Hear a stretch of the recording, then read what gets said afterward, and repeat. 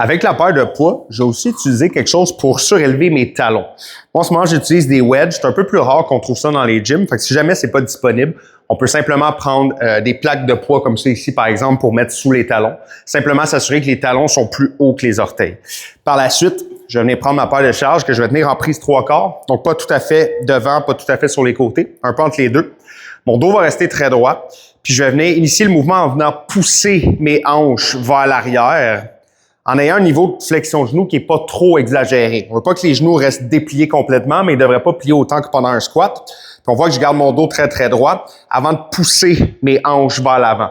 Donc, on veut éviter le réflexe de se pencher et de se redresser. Puis vraiment, en plus, voir le mouvement en fonction de pousser ses hanches vers l'arrière, pousser ses hanches vers l'avant, en gardant les charges le plus près de soi possible et un dos très, très droit. C'est sûr qu'avec les talons surélevés, on va sentir que on est porté à se pencher un peu plus vers l'avant, donc ça va vraiment nous conscientiser à pousser les hanches davantage vers l'arrière avec une bonne stabilisation abdominale pour être sûr qu'on ne se sente pas tomber vers l'avant.